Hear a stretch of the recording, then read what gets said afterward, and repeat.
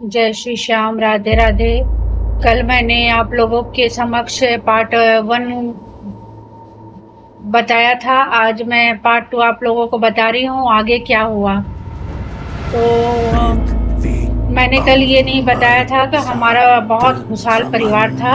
हम 5 बहनें, 2 भाई, मम्मी पापा जी, और बहुत अच्छा कारोबार चलता था। पापा जी चावल के थोक विक्रेता थे।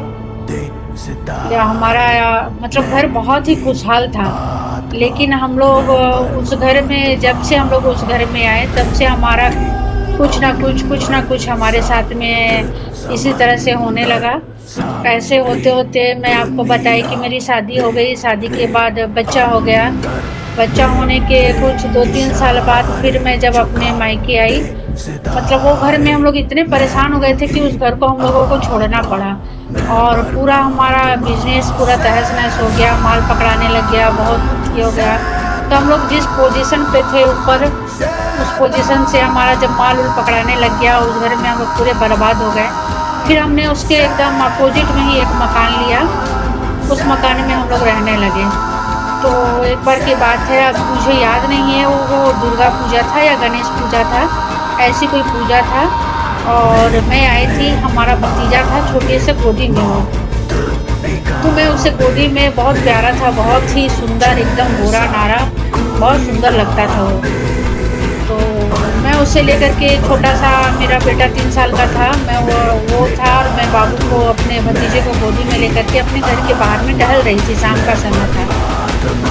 तो पीछे से जब टहल रही थी तो इतनी जोर से कोई मुक्का मारा कि मैं भी ऐसे करके एक बार पीछे की और हो गई, और मेरा भतीजा बहुत ज़ोरों से रोने लग गया। और कोई मारेगा तो ज़रूर, सामने में कोई अगर मारता है सामने से तो हमें दिखाई देता है, लेकिन वो हमें दिखाई नहीं दिया।